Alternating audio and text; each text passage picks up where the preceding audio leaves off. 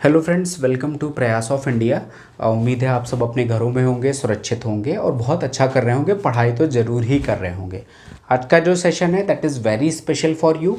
Basically हमारा जो आज का सेशन है इसमें हमारा डिस्कशन होगा कि घर में फंसे हुए हैं आप लोग, तैयारी कैसे करें, कहाँ से स्टार्ट करें, क्या रिसोर्सेज होने चाहिए, उन सारी चीज़ों पर एक ब्रीफ डिस्कशन होगा। हम एग्ज़ाम ओरिएंटेड डिस्कशन करेंगे। तो आज के सेशन में जो हमारा एग्जामिनेशन ओरिएंटेड डिस्कशन होगा वो एसएससी को लेकर होगा। एसएससी मैंने क्यों चूज़ किया सबसे पहले, क्योंकि दोस्तों देखो यहाँ पर अगर कोई 10th पास है तो वो एमटीएस का एग्ज़ाम दे सकता है, अगर कोई 12th पास है तो वो सीएचएसएल का एग्ज़ाम दे सकता है, अगर कोई ग्रेजुएट है तो वो सीजीएल दे सकता है, सीपीओ दे सकता है, अगर टेक्निकल है तो वो जेई भी दे सकता है, उसमें भी एप्टी का पार्ट आता ही आता है।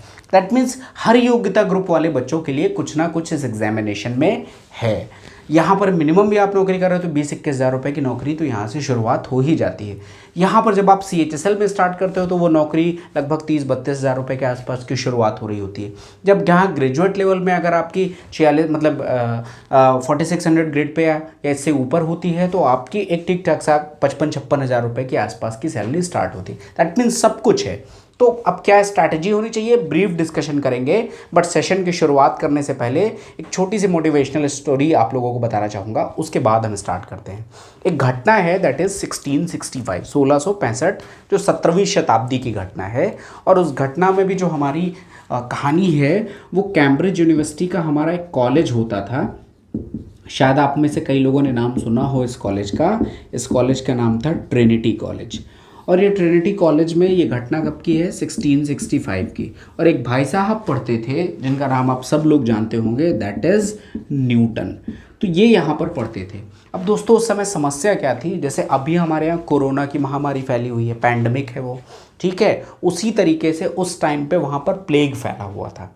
और उस टाइम पर भी उसका कोई ट्रीटमेंट पॉसिबल नहीं था, कोई इलाज संभव नहीं था। एक ही चीज़ थी कि फिजिकल डिस्टेंसिंग मेंटेन करिए, बच के रहिए, अपने आप को बचाइए, ये व्यक्तिगत जिम्मेदारी थी क्योंकि इलाज संभव नहीं था।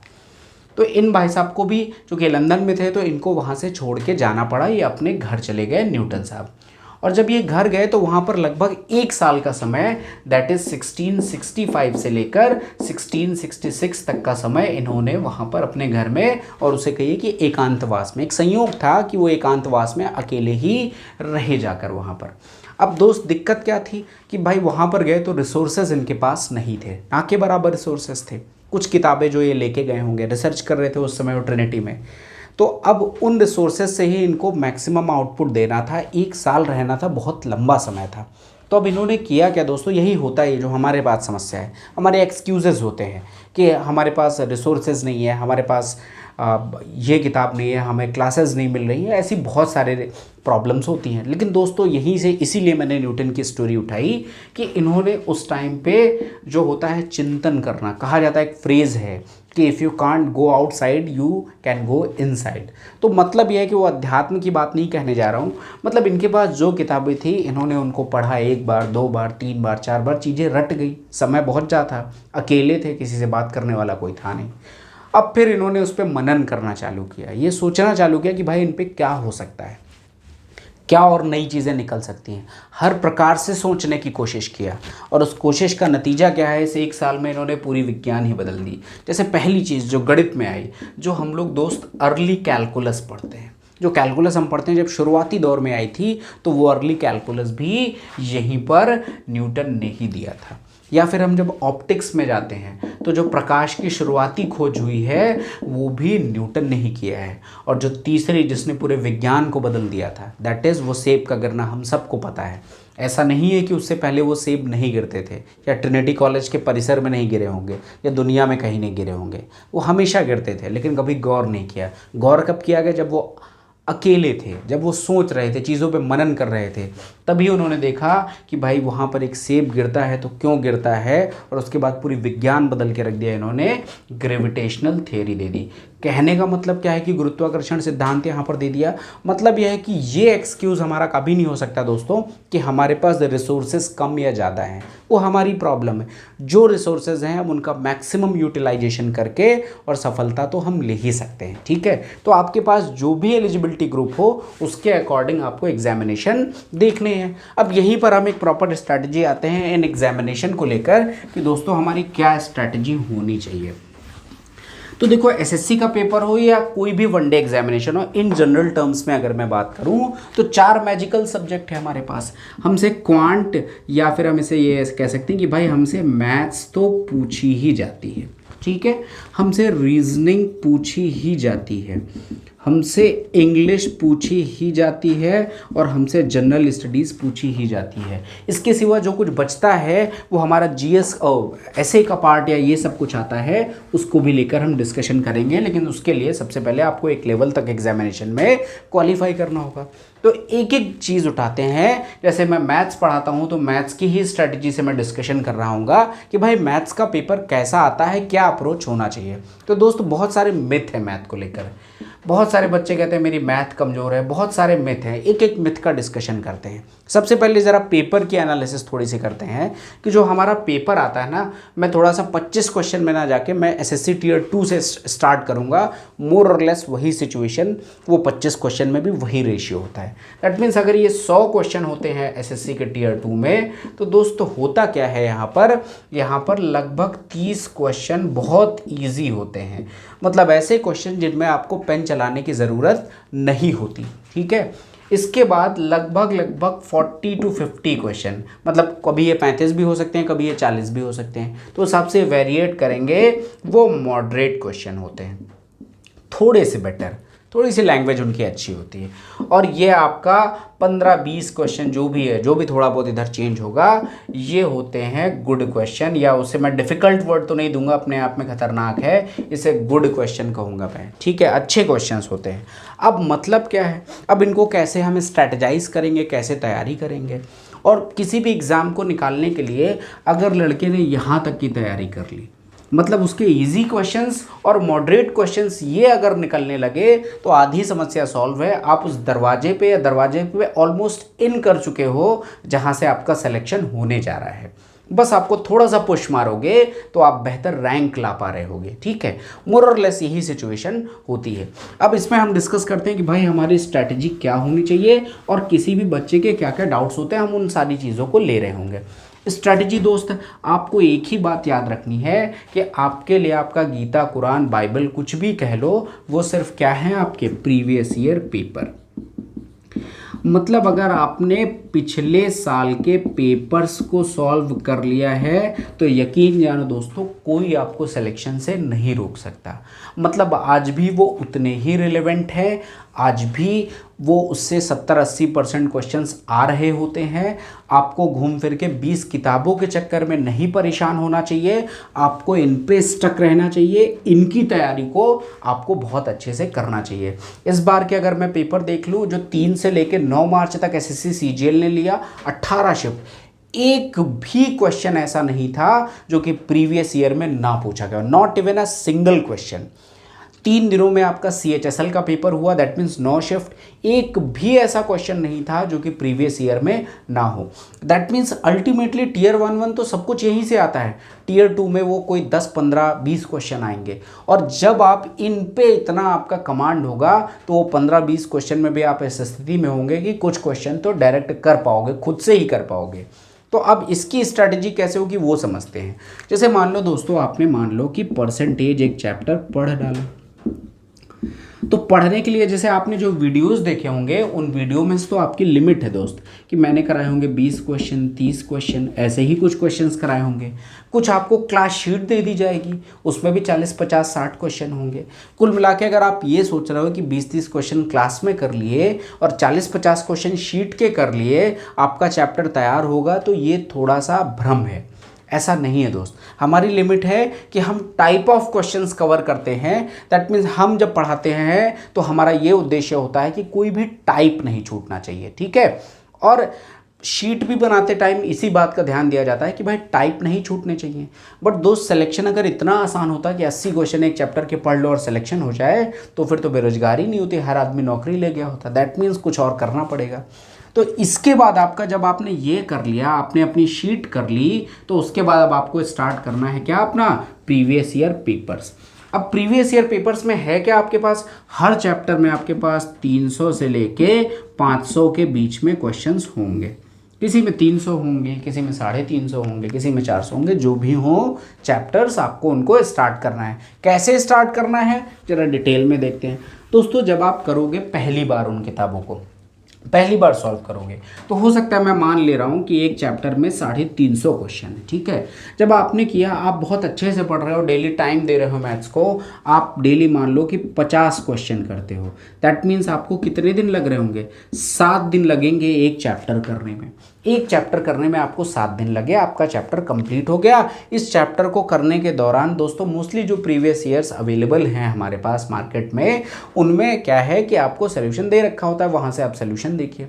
फिर भी डाउट है तो आप जिन भी कंसर्न ग्रुप्स में जुड़े हुए हैं वहाँ पर फोटो खींच के भेज दीजिए उनका सोल्यूशन। अब तो कई लोग हैं वहाँ पर सोल्यूशन देने वाले, तो आपको सोल्यूशन भी उसका मिल ही जाएगा, तो वो भी समस्या नहीं है, लेकिन आप उसको भेजिए। पहला काम तो ये करना है कि मान लो 7 दिन में आपने ये पूरा चैप्टर 350 क्वेश्चन सॉल्व कर लिए हैं। अब आपको ये संतुष्ट नहीं हो जाना है कि हमारा चैप्टर तैयार है दोस्त, भूलने की भी तो हमारी बीमारी है। तो हमें क्या करना है, हमने ख़त्म कर लिया चैप्टर, अब मैं क्या करूँगा कि 8-10 दिन मैं वेट कर लूँगा, और 8-10 दिन वेट करने के बाद मैं फिर से ज़रा बाकी बीच में और चैप्टर्स पढ़ते रहूँगा, लेकिन मैं इस चैप्टर पे फिर से आऊँगा और इस चैप्टर के वही 350 क्वेश्चन मैं फिर से सॉल्व करना स्टार्ट करूँगा। लेकिन दोबारा दोस्त आप देखोगे कि इन 350 क्वेश्चन में आपको कुछ क्वेश्चन एकदम नए लगेंगे, जैसे कभी किया ही नहीं, ऐसा ज़रूर होगा। तो क्या करना है, उन क्वेश्चंस को आप फिर से सॉल्व करिए, मतलब उनको फिर से नोट डाउन करिए, सॉल्व करिए, या जो करना है करिए। लेकिन दोबारा जब आप सॉल्व करोगे तो आपको 7 दिन नहीं लगेंगे, आप 2 से 3 दिन में बहुत आराम से इन चैप्टर्स को फिनिश कर चुके होंगे, ठीक है। और दोबारा जो जो भी क्वेश्चंस होंगे वो आपको क्लियर हो जाएंगे कि हाँ ये क्वेश्चन है, टेक्निकल है, इसको ऐसे करते हैं। धीरे धीरे उसमें आप जो है लिखते जाइएगा, कुछ टिक मना लीजिएगा, कुछ भी कर लीजिएगा। लेकिन यहाँ पर भी संतुष्ट नहीं होना है, क्योंकि भूलने की बीमारी हमारी बुरी है। हमें क्या करना है दोस्तों, फिर 10-15 दिन और बीत जाने देना, फिर एक बारी घूमते फिरते इस चैप्टर के 350 क्वेश्चन फिर से पलट लेना। और जब तिबारा आप पलटोगे तो इस बार ये 2 से 3 घंटे या 4 घंटे में तो कंप्लीट हो जाएगा, लेकिन फिर से आपको कम से कम इसमें से 20-30 ऐसे क्वेश्चन मिलेंगे जो कि आपको नहीं आ रहे होंगे या डाउट होगा। आपको उन क्वेश्चंस को अगर कोई नोटबुक में लिखना है तो लिख सकते हैं, या किताब में उसको मार्क कर लीजिए कि हाँ ये अच्छा क्वेश्चन है, मुझसे नहीं आता। कि घूमते फिरते कभी भी किताब पलटा तो उस चैप्टर पे उस क्वेश्चन पे नज़र पड़ गई कि भाई ये क्वेश्चन ऐसे होता था, ठीक है। 3, इससे ज़्यादा भी कर सकते हो, well and good, but minimum 3 बार तो करना ही करना चाहिए। क्योंकि दोस्त जब आपको 120 मिनट के पेपर में 100 क्वेश्चन करने होते हैं, अगर आप हर क्वेश्चन में ये सोचोगे कि मुझे इस क्वेश्चन में करना क्या है, तो कभी आपका पेपर नहीं पूरा हो पाएगा। कम से कम 60-65% क्वेश्चंस में आपको पता होना चाहिए कि ये क्वेश्चन ऐसे होता है, और तुरंत बस कैलकुलेशन में जो टाइम लगेगा वो आप कर रहे होगे, बाकी आपको टाइम नहीं लगना चाहिए। ये एक स्ट्रैटेजी है, हर चैप्टर के साथ आपको ऐसे ही मूव करना है धीरे धीरे, ताकि आप को मतलब कंठस्थ हो जाए। मैं आपको दोबारा कहूँ कि परसेंटेज चैप्टर, तो आप मुझे पेज नंबर बता दोगे कि इसमें 14वां क्वेश्चन है जो थोड़ा ट्रिकी है, इसमें ट्रिक लगती है, इसमें 78th क्वेश्चन है जिसमें ट्रिक लगती है, बाकी पूरा ईजी है। आप इस तरीके से जब 3 बार 4 बार करोगे तो आपको चीज़ें रिकॉल हो जाएंगी, और जिस दिन ये लेवल आ जाएगा आपका हर चैप्टर पे, उस दिन आपको कोई नहीं रोक सकता सिलेक्शन लेने से। बात क्लियर? तो इस तरीके से आपको अपना स्ट्रेटेजाइज करना है। ये मेहनत सुनने में ज़्यादा लग रही होगी, लेकिन दोस्त सिर्फ पहली बार की मेहनत है। जब पहली बार किसी चैप्टर के 300-400 क्वेश्चन, 500 क्वेश्चन आप करोगे तो टाइम लगेगा। हो सकता है कभी डिमोटिवेट भी हो कि 4 क्वेश्चन एक साथ नहीं आ रहे हैं। उस चीज़ से हमें ऊपर उठना है और उन क्वेश्चंस को करना है। सोल्यूशन देखिए, नहीं आ रहा है तब भी हमें भेजिए, हम सॉल्व करके देंगे, जैसा भी पॉसिबल होगा सपोर्ट किया जाएगा। बट आपको वो एट द एंड आपको ही करना है, क्योंकि सिलेक्शन आपको लेना है, और धीरे धीरे इस चीज़ के साथ ही आप आगे बढ़ेंगे। तो सबसे पहली बात तो रही दोस्तों मैथ्स की, कि यही एक स्ट्रैटेजी है जिसके साथ जाएंगे। मिथ की बात, जैसे कई एक मिथ है काफ़ी बच्चों का, वो मिथ ये है कि भाई उनकी क्या है, उनकी एडवांस कमज़ोर है। वो ये कहते हैं कि उनकी एडवांस मैथमेटिक्स वीक है। तो दोस्तों देखो, एडवांस वीक का तो कुछ होता ही नहीं है, शब्द ही अपनी डिक्शनरी से निकाल दीजिए। मैं बस वीक और स्ट्रॉन्ग का बस इतना मतलब समझता हूँ कि अगर कोई कह रहा है कि मेरा ये सब्जेक्ट वीक है, मेरा एक कंसेप्ट वीक है, और कोई कह रहा है कि मेरा सब्जेक्ट या मेरा कंसेप्ट अच्छा है, तो डिफरेंस उनके बीच में शायद 30-40 दिनों का है। आप अपने बेसिक्स पे काम करिए, 30 दिन लगेगा, 40 दिन लगेगा, 50 दिन लगेगा, लेकिन उसमें आपके बेसिक्स इतने क्लियर हो जाएंगे कि आप भी अपने आप को स्ट्रांग कह पा रहे होंगे। फिर आप और वो लेवल प्लेइंग फील्ड में हैं। तो वीक या स्ट्रांग कुछ नहीं होता, वो मेहनत है कि आप उस सब्जेक्ट के साथ कितनी मेहनत कर रहे हो। बेसिक में अगर आप उतनी मेहनत आप कर लोगे तो डेफिनेटली आपके भी बेसिक्स क्लियर होंगे और आप भी उस लेवल पे आ जाओगे जहां पर कोई बहुत अच्छा बच्चा या सिलेक्शन लेने वाला बच्चा होता है। फिर सारा गेम है प्रैक्टिस का। अब जैसे यहां पर आते हैं तो यहां पर मैं हमेशा रिकमेंड करता हूं कि किसी को भी लगता है कि उसके एडवांस वीक है तो दोस्त 9th और 10th, 9वीं और 10वीं, आप किसी भी बोर्ड के हो, या आप यूपी बोर्ड के हो, सीबीएसई बोर्ड के हो, आईसीएसई बोर्ड के हो, जिस भी बोर्ड के हो, वहाँ आप 9th और 10th की किताब उठाइए और गिने चुने 5 चैप्टर यहाँ पर होते हैं। पहला चैप्टर कौन सा होता है हमारा? ज्योमेट्री। दूसरा चैप्टर कौन सा होता है हमारा? मेंसुरेशन। तीसरा चैप्टर हमारा यहाँ पे क्या होता है? ट्रिगो। ट्रिगो का ही एक पार्ट होता है हाइट एंड डिस्टेंस। चौथा चैप्टर हमारा यहाँ पर क्या होता है? कोऑर्डिनेट। पांचवा कुछ लोग नंबर सिस्टम भी यहीं पर डाल देते हैं। मैं 4 ही चैप्टर फिलहाल यहाँ पर, इसको मिलाकर 5, यही 5 चैप्टर हैं। और यकीन जानो कि 9वीं और 10वीं में जो क्वेश्चंस हैं वो एक्सरसाइज के क्वेश्चन या फिर एग्जाम्पल्स के क्वेश्चन, अगर आप उनको प्रॉपरली कर ले रहे हो तो आप समझो कि एसएससी का आपका 70-80% सिलेबस कवर हो गया। आप पेपर जब उठा के देखोगे तो आप देखोगे ये तो वही 10वीं वाला क्वेश्चन है जो कि आपसे फिर से सीजीएल में पूछा गया है। वही एग्जाम्पल वाला क्वेश्चन है जो तब बोर्ड के लिए इंपॉर्टेंट होता था, अभी सीजीएल के एग्जाम के लिए इंपॉर्टेंट है। तो यहाँ से स्टार्ट करिए अगर किसी को भी लगता है कि उसके बेसिक वीक हैं। एक चैप्टर यहाँ पे छूट गया, उसका नाम है अलजेब्रा। ठीक है, ये आपके 5 हो गए और ये इसको मिला लो तो 6 हो जाएंगे। तो वहाँ से आप स्टार्ट करो। आप 9th की किताब जो भी आपके पास, मनोहर रे है, आपके पास आर एस अग्रवाल है, आपके पास आर डी शर्मा है, जो भी किताब है उसको उठा के 9th-10th से इन चैप्टर्स के बेसिक पढ़ो। बेसिक एग्जाम्पल सॉल्व, सोल्यूशन देखो, खुद से सॉल्व करो। जो थ्योरम्स दी रखी हैं, जो प्रॉपर्टीज़ दे रखी हैं, उनको लिखिए, उनको धीरे धीरे उनका यूज़ करना सीखिए। इतना करिए कि याद हो जाए, क्योंकि ज्योमेट्री में एक क्वेश्चन अचानक से आएगा, आपको थ्योरम नहीं पता है तो फिर क्वेश्चन नहीं सॉल्व हो रहा होगा। तो थ्योरम पता होना बहुत ज़रूरी है और वो 9वीं 10वीं के बाहर एक भी थ्योरम नहीं है हमारे एग्जामिनेशन में जो आती हो। बस हम एप्लीकेशन पार्ट को चेंज करते हैं। जब आप 9th में करते हो तो आप पूरी प्रमेय को प्रूफ करते हो।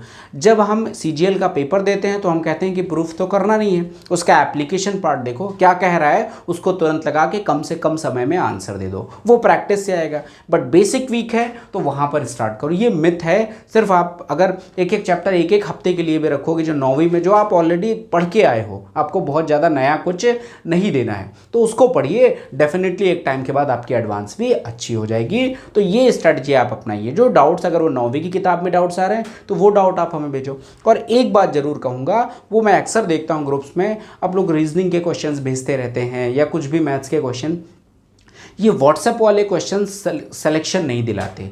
ये वो होते हैं जो हर ग्रुप में होते हैं और कोई उनका आंसर नहीं दे पा रहा होता, या देता भी है तो 1 घंटा बर्बाद करके देता है। तो ये व्हाट्सएप फॉरवर्ड्स जो रीजनिंग के क्वेश्चन में आप पूछ रहे हो, 3 चिड़िया बराबर 16 लिखा हुआ है, 3 पतंग बराबर 18 लिखा हुआ है, तो 3 चमगादड़ बराबर क्या होगा, ऐसे क्वेश्चन या ऐसे फिजूल के तमाम क्वेश्चन आते हैं। ये सिर्फ व्हाट्सएप पे चलते हैं, एग्जाम में नहीं आते कभी ये क्वेश्चन। तो बी श्योर कि इन क्वेश्चन को लेकर आपको कभी इन फ्यूचर टाइम किल नहीं करना है। इस चीज को लेकर एकदम श्योर रहिएगा। ठीक है, अब दूसरे सेक्शन में आते हैं, that is reasoning. That is also an important section. अब रीजनिंग कुछ ऐसा सेक्शन है जो कि मेंस में तो नहीं आता दोस्तों, लेकिन ये वो सेक्शन है जो मेंस की राह आपकी आसान कर देता है। मतलब रीजनिंग में क्या है दोस्त, मैं ये नहीं कहूँगा कि आप कोई किताब पढ़ो, क्योंकि बहुत ईजी रीजनिंग आती है। आप क्या करो, आप सिर्फ मॉक टेस्ट दो। रीजनिंग में आपको क्या करना है, मॉक टेस्ट देना है। अलग से कोई किताब खरीद के मत पढ़िए। अगर किसी बच्चे को लग ही रहा है कि हमें पढ़ना है तो अजय चौहान एक किताब आती है, आप ले सकते हो, बट रिक्वायर्ड नहीं है। बेटर ये है कि मॉक टेस्ट दो।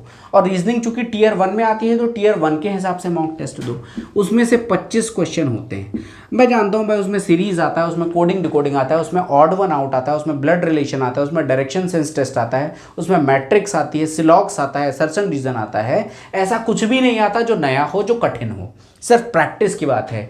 आपको में से ज़्यादातर लोगों को अगर मैं रीजनिंग का पेपर दे दूं तो मुझे उम्मीद है कि 40 से ज़्यादा नंबर आप में से काफ़ी लोग लेके चले आओगे। बट दोस्त वहाँ पर 40, पहली बात तो ये कम है, लेकिन अब बिना तैयारी के भी आप 40 ले आओगे क्योंकि पेपर ईजी होता है। लेकिन दो अंतर पड़ेंगे कि क्या मैं आज आपको अगर ये पेपर दे दूँ तो आप शायद कोई 30 मिनट ले रहा होगा, कोई भाई 35 मिनट ले रहा होगा, कोई 20 मिनट ले रहा होगा, या कोई इससे ऊपर या कम, ऐसे ही कुछ हो रहा होगा। तो कुल मिलाकर इस टाइम को कम करना है और इस एक्यूरेसी को क्या करना है, बढ़ाना है। मतलब क्या हुआ, मतलब ये हुआ कि जब 1 घंटे में 100 क्वेश्चन करने होते हैं, जो टियर 1 है वो तो 100 क्वेश्चन का था और 1 घंटे का टाइम है, तो इतना टाइम नहीं होता कि आप 30, 35 या 20 मिनट दे सको।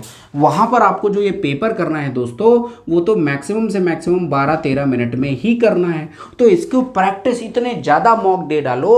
वो मॉक देने से फ़ायदा क्या होगा कि हो सकता है कि कोई एक टॉपिक हो कि ब्लड रिलेशन के क्वेश्चन आपके नहीं आ रहे हैं, तो उस चैप्टर को अलग से सॉल्व कर लो, अलग से उसके वीडियोज़ देख लो, अलग से सॉल्व कर लो। किसी के हो सकता है डायरेक्शन सेंस के क्वेश्चंस ना आ रहे हो, तो डायरेक्शन सेंस के क्वेश्चन अलग से देख लो, वीडियो देख लो और उनके प्रैक्टिस कर लो। बट बहुत ज़्यादा पढ़ने की जरूरत नहीं, सिर्फ प्रैक्टिस का ही गेम है। और प्रैक्टिस एकदम कंठस्थ, कोडिंग डिकोडिंग है तो आपको ABCD के नंबर्स याद होने चाहिए, स्क्वायर्स क्यूब्स याद होने चाहिए, ये सब चीज़ें बहुत बढ़िया से याद होनी चाहिए ताकि टाइम ना किल हो। और प्रैक्टिस को इतना बढ़ाना है कि यहाँ पर 48 मार्क्स प्लस आने चाहिए, मतलब पूरे ही करो आप। एक आध क्वेश्चन ऊपर नीचे हो गया तो बात अलग है। और ये समय आप तब तक प्रैक्टिस करते जाओ, तब तक प्रैक्टिस करते जाओ जब तक कि 12 से 13 मिनट में आपके ये पेपर ना होने लगे। एकमात्र स्ट्रैटेजी है, इतने टेस्ट दो, इतने टेस्ट दो कि आपका स्कोर बढ़ जाए। और ये बेसिक वही होता है, मैंने कहा ना कि ये वो सेक्शन है जो 50 नंबर 12-13 मिनट में देता है, टॉपर्स लेके आते हैं। बस आपको क्या करना है कि अपने आप को उस लेवल तक लेके जाना है, क्योंकि 50 नंबर फ्री के होते हैं। बहुत कम मेहनत के बाद, ये बहुत कम मेहनत बाकी सब्जेक्टों के सापेक्ष बहुत कम मेहनत है और ज़्यादा मार्क्स गेनिंग है। तो आप बेशक कर सकते हो, सिर्फ मॉक देते जाइए, ज़्यादा से ज़्यादा मॉक दीजिए और अपना लेवल को इतना बढ़ाइए कि आपकी एक्यूरेसी हमेशा सही हो, 100% हो जाए, वेल एंड गुड है। नहीं, मिनिमम 95% एक्यूरेसी होनी चाहिए और आप 12-13 मिनट में उस पेपर को कर पा रहे हो। और लगातार रेगुलर मॉक टेस्ट देने में क्या होगा, जो गलतियाँ आ रही हैं उनकी एनालिसिस करिए। मॉक के बारे में एक होलिस्टिक अप्रोच आपको बता दे रहा हूँ, that is very very very important. जैसे मॉक टेस्ट देना ये इंपॉर्टेंट पार्ट है, लेकिन दोस्त देखो मॉक से होता क्या है।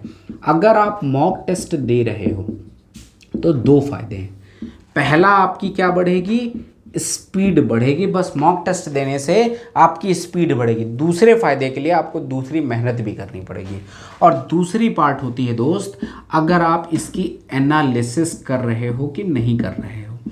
मतलब मॉक टेस्ट देते हो तो आपकी स्पीड शूट अप हो जाएगी, बढ़ जाएगी, लेकिन आपका स्कोर नहीं बढ़ेगा। लेकिन अगर आपने एनालिसिस अच्छे से किया तो ये आपका क्या बढ़ाएगा, ये आपका स्कोर बढ़ा रहा होगा। बात समझ पा रहे हैं कि स्कोर बढ़ाना है तो इसकी एनालिसिस करना जरूरी है। मतलब क्या, आपने 100 क्वेश्चन का एक मॉक दिया और उस 100 क्वेश्चन में आपके मान लो फॉर एग्जाम्पल 60 क्वेश्चन सही हो गए, 40 क्वेश्चन नहीं आए, तो आपको क्या करना है और अपने आप से ईमानदार रहना है। ईमानदारी का क्या मतलब है वो भी समझाऊंगा। 40 नहीं आए तो सबसे पहले आपको क्या करना है कि उन 40 क्वेश्चंस का सलूशन देखिए। ऑनलाइन आपको मॉक अवेलेबल है, सलूशन अवेलेबल रहता है। उन 40 क्वेश्चंस का सलूशन देखिए। सलूशन में डाउट है हमें भेजिए, हम सॉल्व करके देंगे उसको।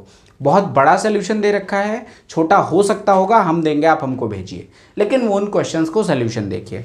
जो क्वेश्चन गलत हुए एक अपनी कॉपी ज़रूर बनाइए, और किसी चीज़ की बना रहे हैं या नहीं बना रहे हैं मैं नहीं जानता, लेकिन एक वो मिस्टेक्स की कॉपी होनी चाहिए। कौन सा क्वेश्चन गलत किया है, कौन सा क्वेश्चन नहीं आया है, उसको एक कॉपी में लिखिए कि ये आज के टेस्ट में ये 40 वो क्वेश्चन थे जो मुझे नहीं आए। वोकैब में नया शब्द मिला है, आप छोड़ के आए थे, आप उस शब्द को लिखिए।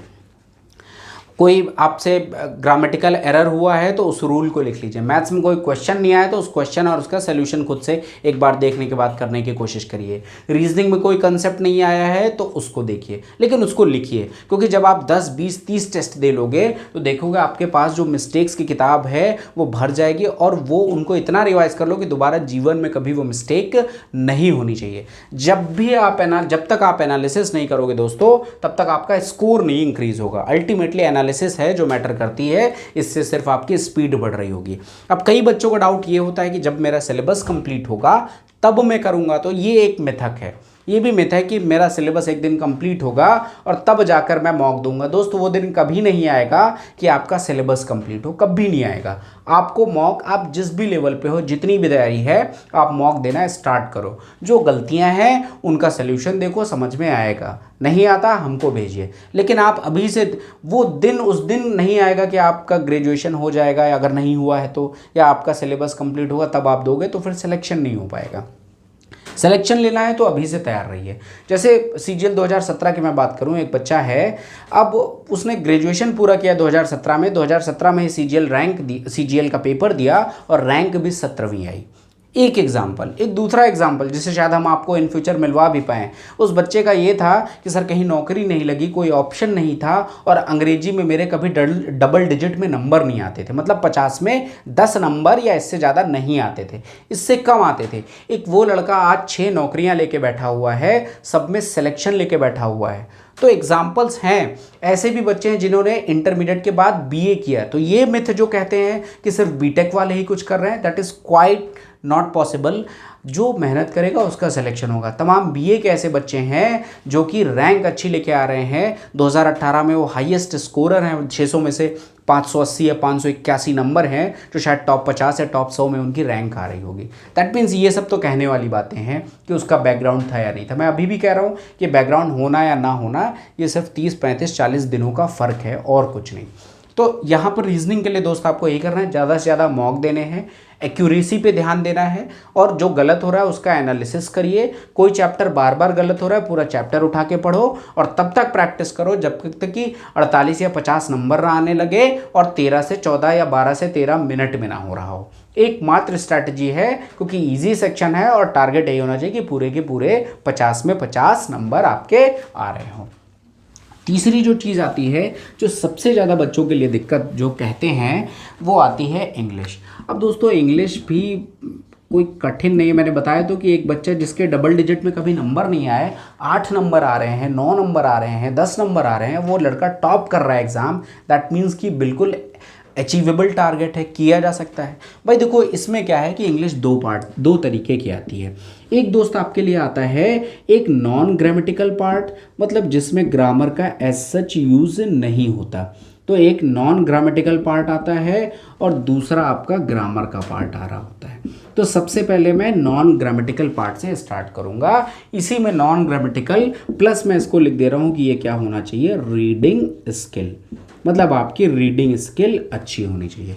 अगर ये आपका अच्छा है तो पेपर का 50, 60, 70% चीज़ें आपके लिए ग्रामर की होती ही नहीं है। मतलब जैसे मैं ब्रॉडर पर्सपेक्टिव में बात करूं, उसी रेशियो में वो 25 क्वेश्चन में भी रेप्लिकेट होगा या 50 क्वेश्चन में भी रेप्लिकेट होगा। अगर मैं सीजीएल टियर 2 की बात करूं तो दोस्तों 200 क्वेश्चन आते हैं। 200 में अगर मैं डायरेक्ट वोकैब की बात करूं, जो नॉन ग्रामेटिकल है उसमें वोकैब आता है। 5 क्या आते हैं आपके, सिनोनिम आते हैं।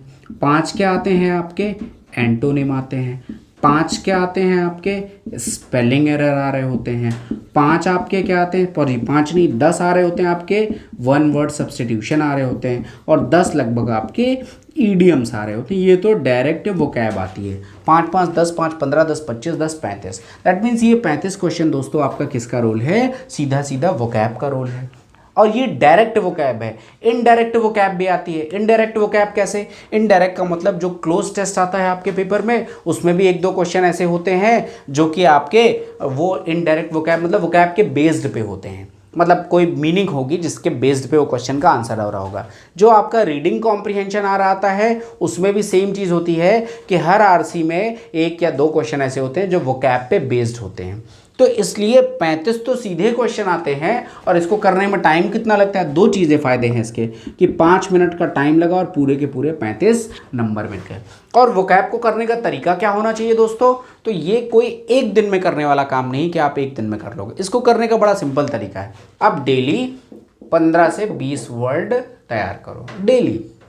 डेली आप आधे घंटे का टाइम निकालिए, 15 से 20 शब्द आपको उस आधे घंटे में पढ़ने हैं। उसका यूज़ देख लीजिए, गूगल करिए तो उसके यूज़ भी मिल जाएंगे, किसी स्टेटमेंट में यूज़ हुआ होगा तो यूज़ भी पता चल जाएगा। एक निमोनिक्स टेक्निक होती है इंग्लिश के रटने की, मतलब क्या है कि उसी टाइम पे जब आप गूगल पे सर्च करोगे तो इमेज वाले ऑप्शन पे जाके क्लिक करना, अगर उस वर्ड से रिलेटेड कोई इमेज होगी तो इमेज भी मिल जाएगी, वो इमेज आपके जहन में रहेगी, क्योंकि हम लर्निंग इमेजेस के माध्यम से ज़्यादा कर पाते हैं। इमेज समझ में आ जाएगी, भाव समझ में आ जाएगा, आगे कभी भी वो वर्ड आएगा तो हम रिलेट कर पाएंगे कि हाँ अच्छा ऐसी इमेज थी। लेकिन डेली की एक हैबिट डालिए कि डेली 15 से 20 वर्ड अगर आप करते हो तो महीने में 600 वर्ड, 3 महीने में 1800 वर्ड्स। और ये एसएससी हो, बैंकिंग हो या कोई भी जो वनडे एग्जामिनेशन होते हैं, ये कुल मिला के 2200 शब्दों से ज़्यादा का खेल नहीं है आपके लिए। 2200 शब्द मोर देन सफिशिएंट है, वो आपका 3-3.5 महीने में कवर हो जाएंगे। इनको रिकॉल करते रहिए, इनको यूज़ करते रहिए, एक टाइम आएगा कि कोई भी वर्ड आएगा आपको समझ में आ रहा होगा। दूसरा, रीडिंग स्किल बहुत जरूरी है। जो मैं कह रहा हूँ कि 60% पार्ट आपके पेपर का वो नॉन ग्रामेटिकल होता है। क्यों कह रहा हूँ, देखो 35 क्वेश्चन तो ये आ गए, मोर और लेस 50 क्वेश्चन के आसपास रीडिंग कॉम्प्रिहेंशन और क्लोज टेस्ट होता है, तो बहुत बड़ा पार्ट है 50 क्वेश्चन। रीडिंग कॉम्प्रिहेंशन वही अपठित गद्यांश, और क्लोज टेस्ट जिसमें बीच बीच में फिल इन द ब्लैंक्स होता है। 20 क्वेश्चन आपका दोस्तों ये पैरा जंबल होता है, जिसे हम कहते हैं PQRS, मतलब आपको 2 स्टेटमेंट के बीच के 4 स्टेटमेंट दे देंगे, कहेंगे उनको सही से लगा दो। हमारे लिए दिक्कत क्या है दोस्तों, हमें हिंदी में 4 स्टेटमेंट दे दिया जाए और कहो ऑर्डर में लगा दे, तो हम बिना किसी ग्रामर को पढ़े उनको सीधा लिख देंगे। जब अंग्रेजी में आते हैं तो हम उनके समझने में उतना टाइम किल कर देते हैं कि हम या तो क्वेश्चन छोड़ देते हैं या हम समझ नहीं पा रहे होते, इस वजह से हम नहीं कर पाते या समय कम पड़ जाता है। दैट मीन्स रीडिंग स्किल अगर आपकी अच्छी है तो आप उन क्वेश्चन को अच्छा, अगर आपको समझ में आ रहा है एक गो में एक बार पढ़ के, तो आप उन क्वेश्चंस को करोगे। अब समझोगे कैसे दोस्तों, तो समझने का बड़ा सिंपल सा तरीका है कि आप इंग्लिश पढ़ने की हैबिट डालिए। और पढ़ने के लिए ऐसा नहीं कि आप द हिंदू उठा के पढ़ने लगे या इंडियन एक्सप्रेस, कि आपको दिक्कत आ रही है आप डेली 4 घंटे उसी में लगा रहे हो। नहीं, आपको क्या करना है, चाहे आप मैगजीन से उठा लो, कोई भी जो इंडिया टुडे इंग्लिश आती है, हिंदुस्तान टाइम्स आ रहा है आपके पास, कोई भी एक अखबार, और उसका वो पन्ना पढ़िए जो आपको अच्छा लगता है। आपको फिल्म की न्यूज़ अच्छी लगती है, आप फिल्म की न्यूज़ पढ़ो। आपको स्पोर्ट्स की न्यूज़ अच्छी लगती है, आप स्पोर्ट्स की न्यूज़ पढ़ो। जो आपको अच्छा लगता है, जिससे आप रिलेट कर पाओ, क्योंकि पहले हैबिट डालना ज़्यादा जरूरी है। अगर वो हैबिट आप मेंटेन कर पाए तो धीरे धीरे आपको 15 दिन, 20 दिन, 25 दिन में क्या लगेगा, आपका वो मेंटेन हो जाएगा, आपको इंग्लिश समझ में आने लगेगी, आपका रिदम बन जाएगा। और जब रिदम बन जाएगा तो जब एसएससी के पेपर में वो आरसी आएगी तो आपको एक गो में पढ़ के समझ में आ रहा होगा, ताकि आप उसका आंसर कम समय में और एक्यूरेट दे पा रहे होगे। बात समझ पा रहे हैं। दूसरी चीज़ हम क्या कर सकते हैं, वही पैरा जंबल में, कि एक गो में अगर हमें चारों सेंटेंस का मतलब समझ में आ गया तो उनको किस ऑर्डर में रखना है, पहले पी को रखना है, पहले क्यू को रखना है, ये बात आपको एक ऑर्डर में समझ में आ रही होगी। तो that is very important for you कि पहले अगर आप उससे दूर भाग रहे हो तो उससे दूर मत भागिए, पढ़ने की कोशिश करिए। जितना ज़्यादा आपकी रीडिंग स्किल अच्छी होगी, आप टाइमली पेपर को भी कर पाओगे पहली चीज़, और एक्यूरेसी के साथ कर पाओगे। तो देखो 50 क्वेश्चन ये हो गया, 20 क्वेश्चन ये हो गया, 35 क्वेश्चन ये हो गया, 50, 20, 70, 30, 100, 105 क्वेश्चन दोस्तों। तो ये तो एकदम सीधा सीधा नॉन ग्रामेटिकल पार्ट है, ठीक है। अब जो ग्रामर वाला पार्ट है उसमें भी देखो इतनी बड़ी दिक्कत नहीं है। हम 9वीं 10वीं में, जो हमारे लिए बिल्कुल प्रॉब्लम नहीं है, हम एक हफ्ते की मेहनत में वो 40-45 नंबर ला सकते हैं। हमारे पेपर में 45 क्वेश्चन किसके किसके आ रहे होते हैं, एक वॉइस आता है और दूसरा हमारे पास क्या आ रहा होता है, नरेशन आ रहा होता है। मतलब एक एक्टिव पैसिव आ रहा होता है और एक डायरेक्ट इनडायरेक्ट आ रहा होता है। 45 क्वेश्चन, कभी ये 20 होगा, ये 25 होगा, कभी ये 25 होगा, ये 20 होगा। और ये हम 9वीं में पढ़ के आए, 10वीं में पढ़ के आए, 11वीं में पढ़ के आए, 12वीं हमने बोर्ड यही पढ़ के पास किया है। दैट मीन्स ये हमारे लिए प्रॉब्लम नहीं है। हमारे लिए प्रॉब्लम क्या है कि बस हमें एक बार रिकॉल करना है, वो टेंसेस को पढ़ लेना है, कौन चीज़ किस में चेंज होती है वो पढ़ लेना है, प्रैक्टिस सेट करना है। ये हमेशा स्कोरिंग जोन होता है कि 45 आउट ऑफ 45 यहाँ पर नंबर, एक आध कोई एक्सेप्शन आ जाए तो बात अलग है, नहीं पूरे के पूरे 45 नंबर यहाँ पर आने चाहिए। तो मतलब मैं इसको भी बहुत ज़्यादा ग्रामर में नहीं समझूंगा, क्योंकि ये बहुत हल्की ग्रामर है। इसके सिवा सिर्फ 60 क्वेश्चन वो बचे आपके, जो आपके डायरेक्टली लगभग इसमें आपका क्या हो जाएगा, एरर स्पॉटिंग आ जाएगा, ये आपका एरर आ जाएगा, ये आपका सेंटेंस इम्प्रूवमेंट आ जाएगा, और तीसरा आपका फिल इन द ब्लैंक्स आता है। फिल इन द ब्लैंक्स में भी कई बारी ऐसे सेंटेंस होते हैं जो वोकैब पे बेस्ड होते हैं। सेंटेंस इम्प्रूवमेंट में कई बारी ऐसे वर्ड आ जाते हैं जो वोकैब पे बेस्ड होते हैं। लेकिन यहाँ पर ग्रामर के भी क्वेश्चन आते हैं, तो सिर्फ इस पार्ट के लिए आपको ग्रामर पढ़ना है। तो दोस्त ये भी पार्शियल काम है, धीरे धीरे धीरे धीरे करेंगे। एक एक टॉपिक उठाइए, नाउन उठाइए, ढंग से पढ़िए, उनके जो एरर्स एग्जामिनेशन में आए हैं उनको सॉल्व करिए, चैप्टर वाइज जाइए। जैसे AK सिंह की एक किताब आती है मिरर ऑफ कॉमन एरर्स, अगर वो किताब आप 2 से 3 बारी कर ले रहे हो तो SSC या किसी भी एग्जाम में एरर का question, fill in the blanks का क्वेश्चन आपसे कभी भी गलत नहीं होगा। उस किताब को करिए, बहुत ज़्यादा हेल्पफुल है। लेकिन एट द एंड ये धीरे धीरे का काम है, आप धीरे धीरे प्रैक्टिस करोगे तो आपकी चीज़ें तैयार होती जाएंगी। तो ये आपको एक तरफ ये काम चालू रखना है कि डेली आप एक टाइम निकाल लो कि हमें भाई नाउन पढ़ना है, हमें 7 दिन में ख़त्म करना है, या डेली एटलीस्ट हम इतना पढ़ रहे होंगे, और ये आपको 15-20 मिनट वोकैब के लिए निकालना ही निकालना है। ठीक है, ये काम अगर आप लगातार करते जाओगे 2 से 3 महीने में आप फील करोगे कि पेपर में कुछ भी नया नहीं है, वही वर्ड रिपीट हो रहे हैं, वही रूल रिपीट हो रहे हैं, वही एरर रिपीट हो रहे हैं। मतलब आप 160, 65, 70 नंबर बहुत आसानी से लाओगे। थोड़ी सी और एफर्ट करोगे तो वो 180, 190, 195, अंग्रेजी में 190 से 200 ये अब कॉमन स्कोर हो गया है टॉपर्स का। इंग्लिश इजी आ रही है भाई, नई ग्रामर बन नहीं सकती, तो वही ग्रामर के रूल, वही चीज़ें रिपीट हो के आ रही हैं, तो बच्चे बहुत स्कोर कर रहे हैं। और ये 2 से 3 महीने का डेली आपने निकाला कि आप डेली वोकैब को आधे घंटे दे रहे हो, ग्रामर को 1 घंटे दे रहे हो, धीरे धीरे करते जाओगे तो 2 से 3 महीने में एक टाइम ऐसा आ जाएगा कि आप जब तब मॉक दोगे तो आपको लगेगा यार सारी चीज़ें आंखों के सामने से गुजरी हुई हैं और बहुत आसानी से आप टिक करके चले जा रहे होगे। अभी आप दोगे, अगर रीडिंग स्किल अच्छी नहीं है, वोकैब अच्छा नहीं है, तो फिर आपका पेपर ही नहीं पूरा होगा और स्कोर भी अच्छा नहीं आएगा। तो ये काम साथ के साथ करना है और बीच में पेपर देने की प्रैक्टिस तो आपको डालनी ही डालनी है। और चौथा एंड मोस्ट इंपॉर्टेंट सेक्शन जो दोस्तों हमारे पास आता है एग्जामिनेशन में, दैट इज़ GS। अब ये GS भी एकदम वही रास्ता है जो हो सकता है कि आप बाकी सारे सब्जेक्ट के दम पे SSC के दरवाजे तक तो पहुंच जाएं, लेकिन और या हो सकता है कि लो जॉब की रैंक भी ले आए, लेकिन बढ़िया नौकरी, आपकी मनचाही, आपके सपनों की नौकरी अगर आपको लेनी है तो वो GS आपको पहुंचाएगा। आता सिर्फ टियर 1 में है, कितने मार्क्स का? टियर 1 में आता है 50 मार्क्स का। कितने क्वेश्चन होते हैं? 25 क्वेश्चन होते हैं। लेकिन दोस्त यहाँ पर बड़ी स्ट्रैटेजी चेंज हुई है, पेपर भी चेंज हो रहा है, तो इसको थोड़ा सा हम तोड़ते हैं। देखो ये पेपर इस तरीके से आता है। एक पार्ट जो पिछले कुछ सालों में चेंज हुआ है दैट इज स्टैटिक जीके। अभी समझाऊंगा क्या होता है स्टैटिक जीके।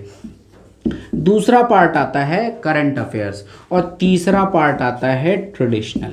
3 पार्ट का जीके हमारे एग्जामिनेशन में SSC में आ रहा होता है। स्टैटिक जीके मतलब ये मंदिर कहाँ पर स्थित है, ये झील कहाँ पर स्थित है, भारत पाकिस्तान का बॉर्डर कौन सा है, कौन सा खनिज कहाँ पाया जाता है, जो फिक्स्ड हैं, जो चीज़ें चेंज नहीं हो रही हैं, वो स्टैटिक जीके है। आपको क्या करना है, आपको अभी बताऊंगा कहाँ से रिसोर्सेस करना है। एक लिस्ट बनाओ स्टैटिक जीके की कि ये चीज़ें इंपॉर्टेंट है और उनको रटोगे तो भूल जाओगे। उनको मल्टीपल टाइम्स पढ़ने की कोशिश करो, 1 बार 2 बार 3 बार 4 बार 5 बार 10 बार हो सके तो पढ़ डालो।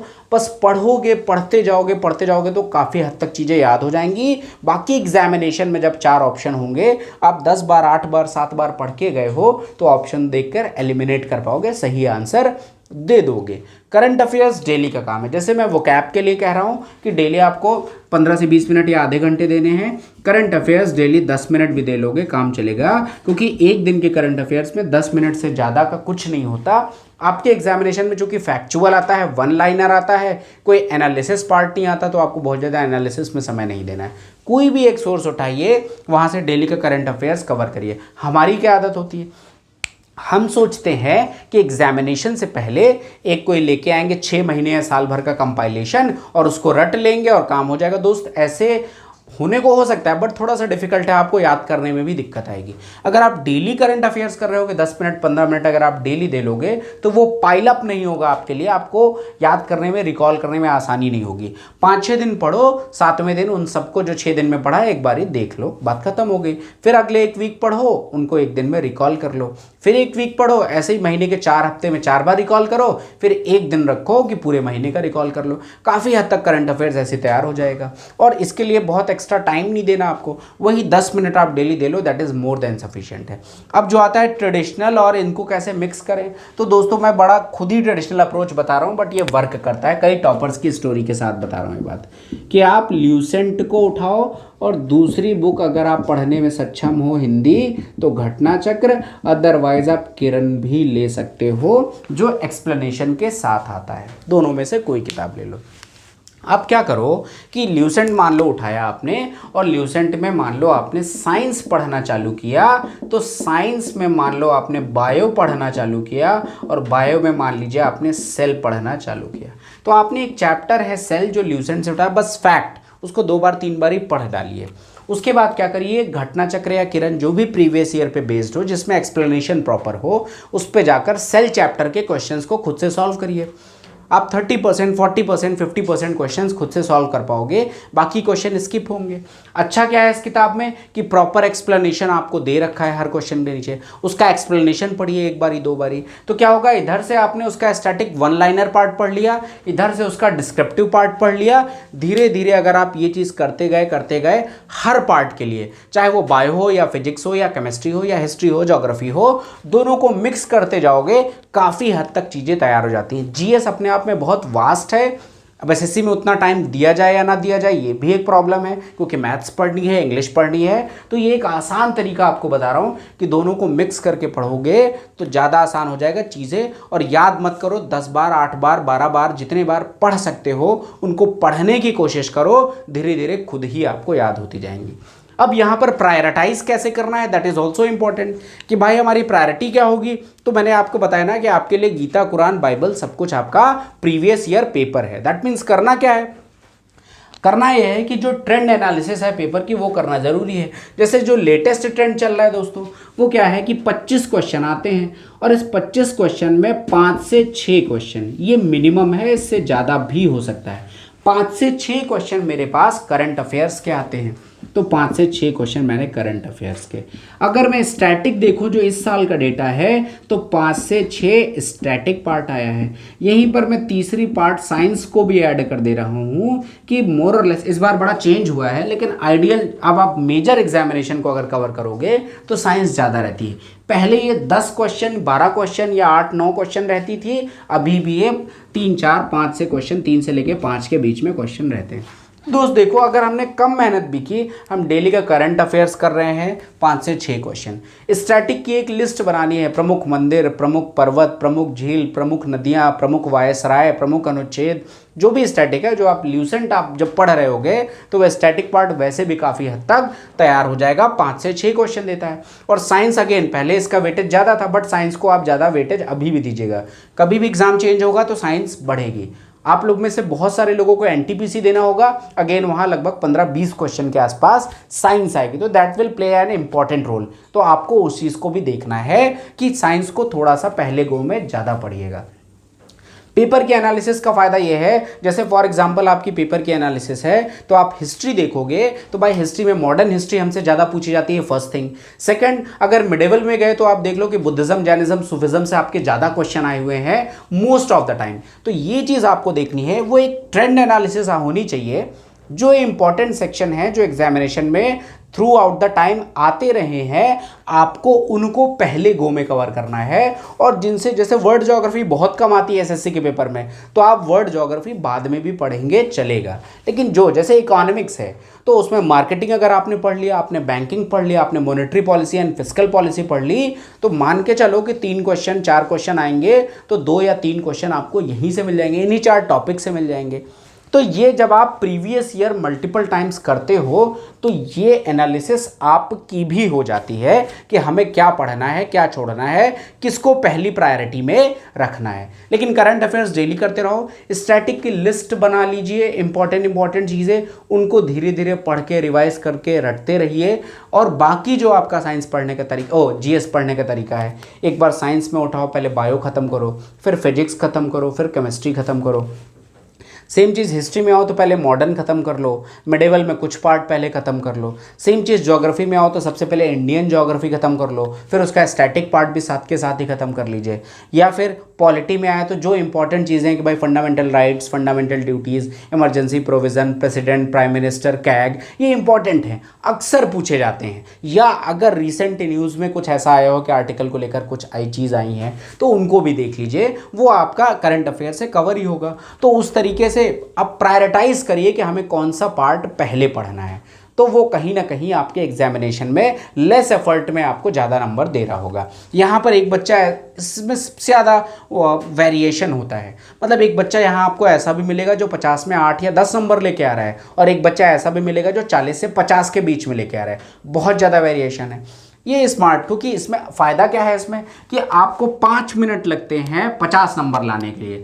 मतलब 5 मिनट में आप 25 क्वेश्चन कर पाते हैं और आराम से 50 नंबर यहाँ पर आ सकते हैं। This is the fact. तो ये चीज़ आपको दोस्तों यहाँ पर ध्यान देनी है। आई थिंक मैं एक बेसिक लेवल पे जो तैयारी की स्ट्रैटेजी होनी चाहिए उसको एड्रेस कर पाया हूँ। चारों सेक्शन को मैंने कवर किया है। इसके बाद भी जब भी आप दोस्तों ये वीडियो देखोगे तो आप इस वीडियो से रिलेटेड जो भी डाउट हो, आपके जितने भी ग्रुप्स हैं, चाहे वो मुजफ्फरनगर का ग्रुप हो या फिर आपका पोटेंशियल ग्रुप हो या फिर अलीगढ़ का ग्रुप हो या फिर मोट का ग्रुप हो, जो भी ग्रुप है उस ग्रुप में आप अपने डाउट्स भेज दो कि भाई हमारा ये डाउट है, हम उसको जरूर पर्सनल लेवल पे एड्रेस करेंगे। तो उम्मीद है एक लेवल तक एसएससी की क्या स्ट्रैटेजी होनी चाहिए उसको मैंने आपका एड्रेस किया होगा। तो उम्मीद है दोस्तों बात आपको समझ में आई होगी और आप इसको जरूर से जरूर इनकलकेट कर रहे होंगे।